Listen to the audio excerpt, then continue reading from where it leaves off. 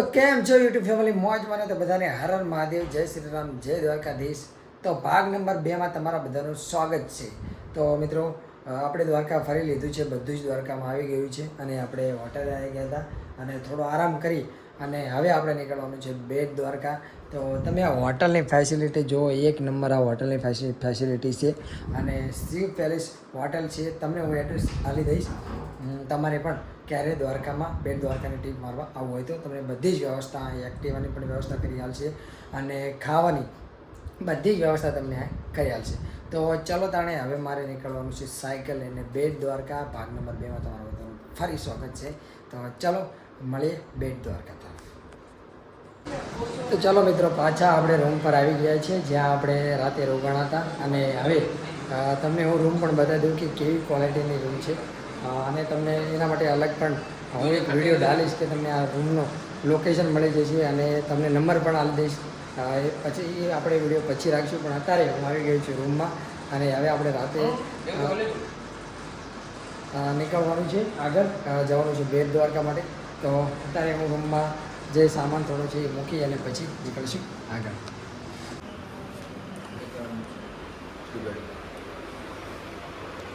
જો મિત્રો, આ છે રૂમની ફેસિલિટી. પલંગ, ગાડલું, ટીવી, એસી અને બાથરૂમ પણ તમે જોઈ શકો છો. એક નંબર બાથરૂમ પણ છે. બધી જ સુવિધા ફૂલ છે. તમારે એક નંબર સુવિધા.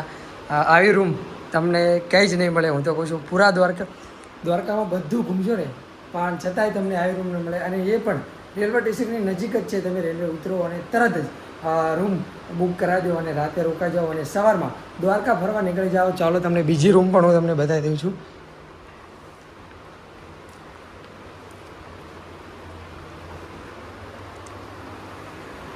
જો બેડ તમારે વધારે માણસ હોય તો 6 4 એટલે મતલબ 2 થી 4 5 જણા હોય તો છતાં તમે 5 થી 6 જણા હોય તો તમે રોકાઈ શકો. કારણ કે જો રૂમ બેડ તમે જુઓ, એક નંબર છે ને રૂમનું લોકેશન જુઓ તમે ખાલી. રૂમ તમને એક નંબર લાગશે. બધી જ ફૂલ વ્યવસ્થા, રૂમમાં કોઈ કમી નથી. બધી વ્યવસ્થા તમને મળી રહેશે સરસ અને તમને રહેવામાં પણ મજા આવશે. એકદમ શાંત વાતાવરણની રૂમ છે અને અહીંયાથી તમને દ્વારકા પણ મંદિર પણ નજીક પડશે અને તમે બેટ દ્વારકા પણ જલ્દી નીકળી શકશો. અહીંયા ટુ વ્હીલ ફોર વ્હીલની તમને પણ સર્વિસ મળી રહી છે. કહેશો તમે કંઈ? હા, આપણે અહીંથી દ્વારકા દર્શન માટે ટેક્સી તમને પણ બુકિંગ કરી આપશું, બાઇક ફોર રેન્ટ બુકિંગ કરી આપશું અને શેરિંગ બસ બી તમને બુકિંગ કરી આપશું. પર મેમ્બર 150માં છે 4 જગ્યા દર્શન. તે બી અમે તમને સર્વિસ આપશું તમને આપણે હોટલ. તો તમને બધી જ ફેસિલિટી અહીંયા ને અહીંયા મળી જશે. તમારે ક્યાંય જવાની જરૂર જ નથી. તમે દર્શન કરીને આવો અને પછી નીકળી જાઓ બેટ દ્વારકા અને બેટ દ્વારકાથી પાછા તમે રૂમે રોકાવો અને સવારમાં તમારી આગળની ટૂર શરૂ કરો. તો ચલો તાણે મળીએ આગળ. તો મિત્રો, આ છે હોટલ, જે હોટલ શિવ પેલેસ અને આપણી સાયકલ આપણે નીકાળી દીધી છે અને હવે આપણે નીકળવાનું છે બેટ દ્વારકા તરફ. તો સાયકલ પણ રેડી છે અને આ હોટલમાં આપણે રોકાણા છીએ. તમે જોઈ શકો છો આ હોટલનો તમને હું બધો જ એડ્રેસ આપી દઈશ. સ્પેશિયલ એક વિડીયો બનાવવાનો છે, એમાં કહી દઈશ. પણ અત્યારે હું નીકળી રહ્યો છું બેટ દ્વારકા તરફ. તો ચલો તાણે લેજો કન્ટિન્યુ. તો મિત્રો, આપણે સાયકલ લઈને નીકળી ગયા છીએ બેટ દ્વારકા તરફ અને જો આપણે આ સીન તો લઈએ જ છીએ વાડી ઘરથી. અહીંયા આવશે આગળ ચોકડી અને અહીંયાથી આપણે જવાનું છું બેટ દ્વારકા. અહીંયાથી થાય છે 33 કિલોમીટર.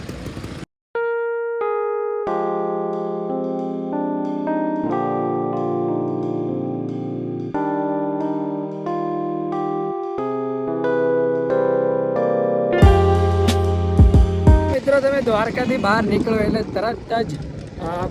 તરત જ રૂકમણી મંદિર આવે બેટ દ્વારકા તરફ જતા. તો જો આપણે રૂકમણી માતાનું મંદિર છે ત્યાં જઈ રહ્યા છીએ. અહીંયાથી હાઈવેથી 1 કિલોમીટર જેવું રૂકમણી માનું મંદિર થાય છે અને જો આપણે હવે દર્શન કરવા જઈ રહ્યા છીએ રૂકમણી મંદિરના. તો જો 1 કિલોમીટર છે ને, 1 કિલોમીટર મંદિર થાય છે અહીંયાથી અને આજે ભીડ પણ ભડકામ લાગે છે. હું આ બીજી વખત જઈ રહ્યો છું ત્યાં દર્શન કરવા.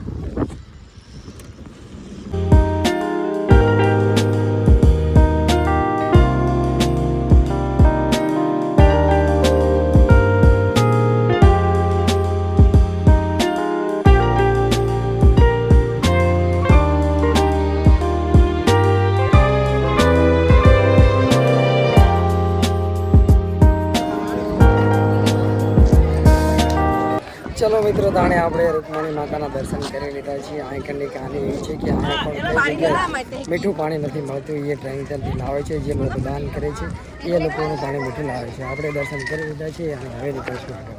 તો મિત્રો, તમે રૂક્ષ્મણી માતાના દર્શન કરીને નીકળો એટલે અહીંયાથી બેટ દ્વારકા થાય છે 30 કિલોમીટર, 30 થી 31 કિલોમીટર. અને હું જઈ રહ્યો છું બેટ દ્વારકા તરફ. તો આ ભાઈ મળ્યા હતા મને વચ્ચે. જય દ્વારકાધીશ. તો એ મને ભાળી જાય એટલે મને સાયકલ ઊભી રખાય, મને કે ચા નાસ્તો કરજો.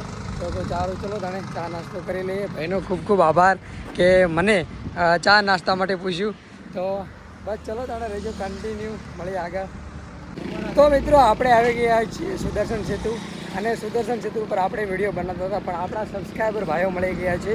તો એમને મળીને મને બહુ જ આનંદ થયો કે બધા ભાઈઓ મને મળવા આવ્યા છે ને. તો જય દ્વારકાધીશ. જય દ્વારકાધીશ. Thank you. જય દ્વારકાધીશ. જય દ્વારકાધીશ. જય દ્વારકાધીશ. તો બધા મિત્રોને મને પણ આનંદ થયો. તો હવે આપણે જઈએ છીએ બેટ દ્વારકા જવાનું છે શંકર ભગવાનના દર્શન કરવા. તો ચલો તાણે રહેજો, કન્ટિન્યુ મળીએ.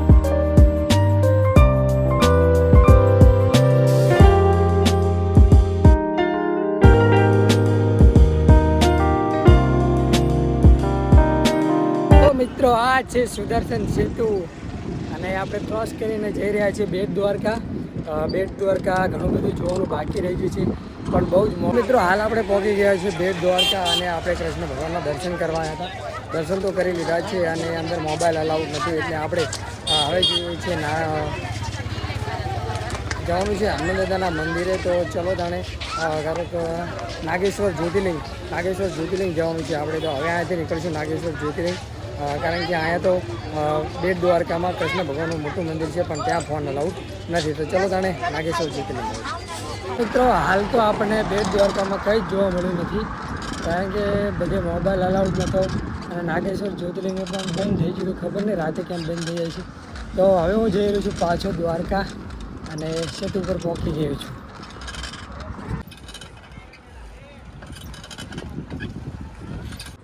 તો મિત્રો, આપણે પહોંચી ગયા છીએ ફાઇનલી રૂમમાં. હા જુઓ તમે. અને ખરેખર કહું ને, બેટ દ્વારકામાં કંઈ જ ફરવા ના મળ્યું આપણને. નાનું સાયકલ ચલાવીએ, જઈને આવ્યા બસ. અને બ્રિજ જોયો. કૃષ્ણ ભગવાનના દર્શન કરવા જતા મંદિર છે અહીંયા, પણ બહુ લાંબી લાઈન હતી એટલે મોડું થયું હતું, એટલે હું ફટાફટ પાછો આવી ગયો. અને નાગેશ્વર જ્યોતિર્લિંગ મારા ખ્યાલથી અહીંયા છે બેટ દ્વારકા, એટલે હું ગયો હતો. અને આગળ એક હનુમાન દાદાનું સરસ મંદિર છે, પણ આપણે એ બધું જોયું નહીં, કારણ કે ટાઈમ આપણી જોડે નહોતો. અને કાલે નાગેશ્વર જ્યોતિર્લિંગ મારા ખ્યાલથી હું નીકળી જવું અહીંથી અને દર્શન કરી અને તમને બધાનું દર્શન કરાવી દઉં. અને નાગેશ્વર જ્યોતિર્લિંગ કાલે નીકળી જવું અહીંથી 16 કિલોમીટર જેવું થાય છે. તો ચલો હવે જવાનું છે જમવા. આજે તો જમવાનું બધું બંધ થઈ ગયું છે ધર્મશાળા, એટલે આજે પૈસાથી ખાવું પડશે. તો ચલો જમતા આવી પહેલાં.